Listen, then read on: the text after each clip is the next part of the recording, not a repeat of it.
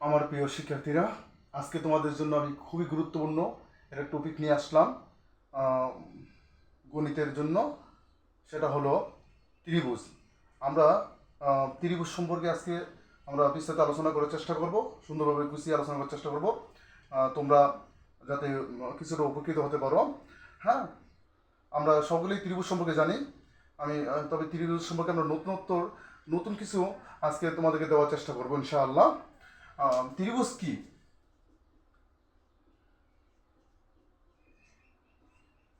ত্রিভুজ আমরা সকলেই জানি যে তিনটি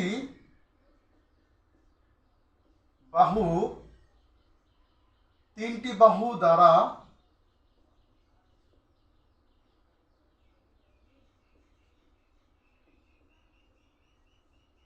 সীমাবদ্ধ ক্ষেত্রকে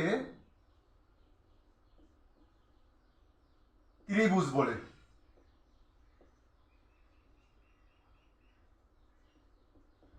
কি বলে? তাহলে ত্রিভুজ কাকে বলে? আমরা সকলেই জানি তিনটি বাহু দ্বারা সীমাবদ্ধ ক্ষেত্রকে কি বলে? ত্রিভুজ বলে। ত্রিভুজকে দুই ভাগে ভাগ করা যায়। ত্রিভুজকে কয় ভাগে ভাগ করা যায়? ত্রিভুজকে দুই ভাগে ভাগ করা যায়। আমরা প্রথমে একটা ত্রিভুজ এঁকে নেই।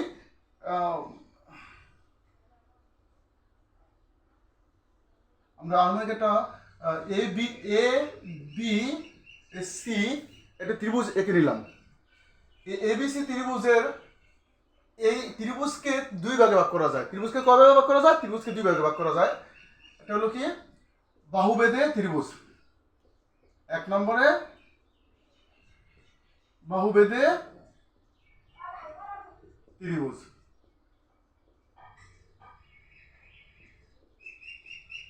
হ্যাঁ,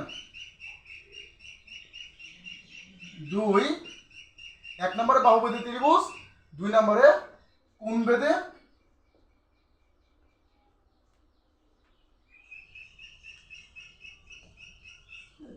ত্রিভুজ। এক নম্বরে বাহুবেদে ত্রিভুজ, দুই নম্বরে কি? কোণবেদে ত্রিভুজ। এই বাহুবেদে ত্রিভুজ আবার তিন প্রকার। বাহুবেদে ত্রিভুজ তিন প্রকার। কত প্রকার বাহুবেদে ত্রিভুজ? বাহুবেদে ত্রিভুজ হলো তিন প্রকার। তিন প্রকার কি কি? এক নম্বরে হলো আমাদের সমবাহু ত্রিভুজ। এক নম্বরে সমবাহু ত্রিভুজ।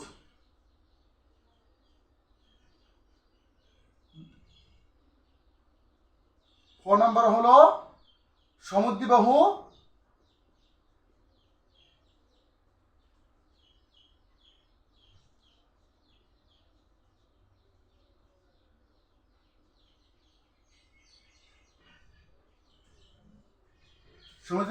ত্রিভুজ। তিন নম্বর হলো বিষমবাহু ত্রিভুজ।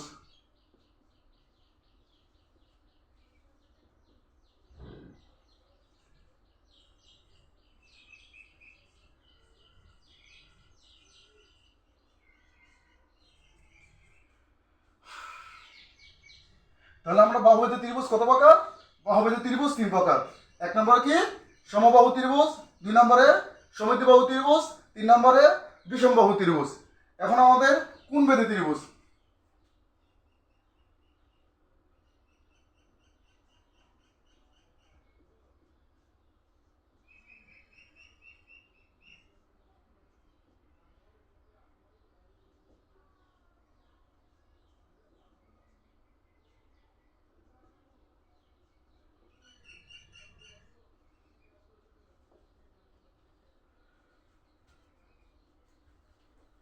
কোণবেদে ত্রিভুজ তিন প্রকার।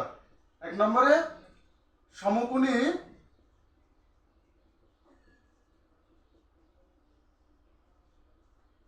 ত্রিভুজ, দুই নম্বরে সুকোণী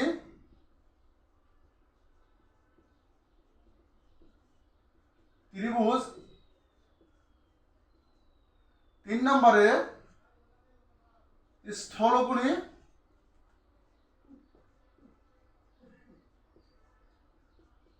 ত্রিভুজ।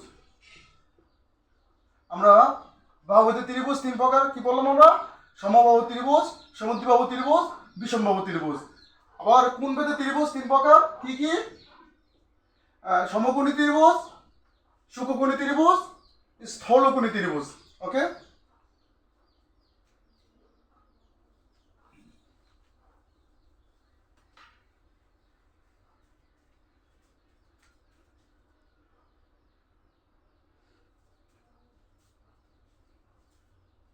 এখন আমরা বাহুতে ত্রিভুজ 3 প্রকার আলোচনা করি আমরা একটু। প্রথম হলো কি, 1 নম্বরে সমবাহু ত্রিভুজ। সমবাহু ত্রিভুজ, এই সমবাহু ত্রিভুজ আমরা কথা, এই সমবাহু কথাটির মাধ্যমে আমরা বুঝতে পারি যে ত্রিভুজটা কেমন হবে। সম মানে সমান, বাহু মানে কি বাহু। তাহলে যে ত্রিভুজের প্রত্যেকটি বাহু সমান, যে ত্রিভুজের প্রত্যেকটি বাহু সমান, যে ত্রিভুজের প্রত্যেকটি বাহু সমান তাকে সমবাহু ত্রিভুজ বলা হয়। আমরা লিখতে পারি এখানে যে ত্রিভুজের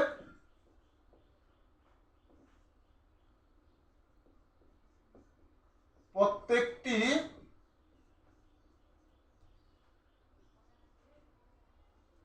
বাহু সমান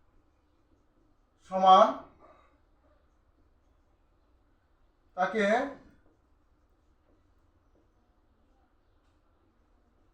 সমবাহু ত্রিভুজ বলে। যে ত্রিভুজের প্রত্যেকটি বাহু সমান তাকে কি বলে? সমবাহু ত্রিভুজ বলে। 2 সমদ্বিবাহু ত্রিভুজ।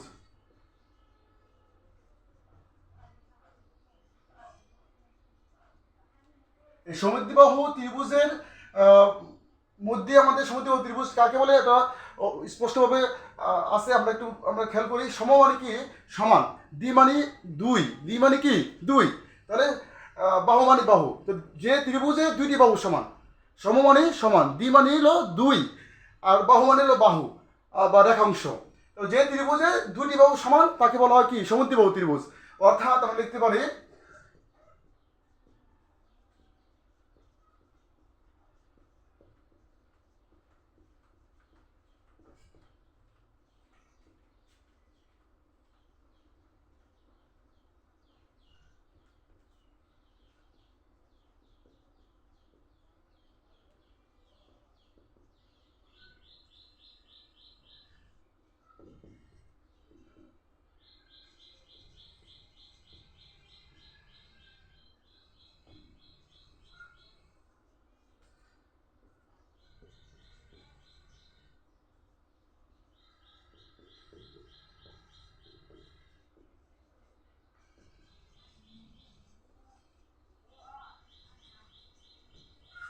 আমরা সমদ্বিবাহু ত্রিভুজ কাকে বলে? সম মানে সমান, দ্বি মানে 2, বাহু মানে রেখাংশ বা রেখা।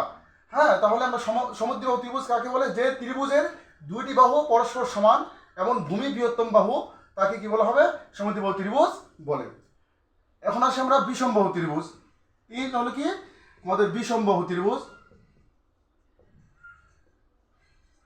বিষমবাহু ত্রিভুজ,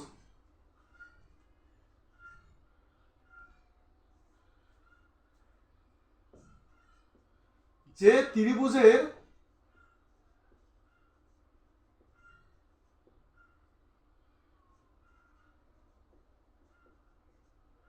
কোনো বাহু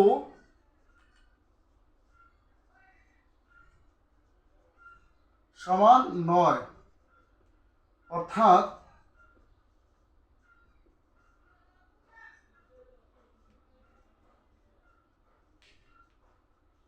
প্রত্যেকটি বাহু ভিন্ন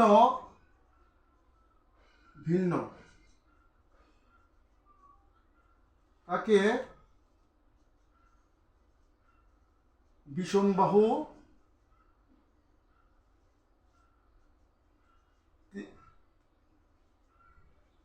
ত্রিভুজ বলে। বিষমবাহু ত্রিভুজ কাকে বলে? বিষম শব্দের, বিষম কথার মাধ্যমে মানে শব্দের মধ্যে আমাদের বিষমবাহু ত্রিভুজের কাকে বলে অর্থ নিহিত আছে। বিষম শব্দের অর্থ হলো দুঃখ, কষ্ট, বেদনা। মানে যেহেতু 3টা বাহু সমান নয়, তো এখানে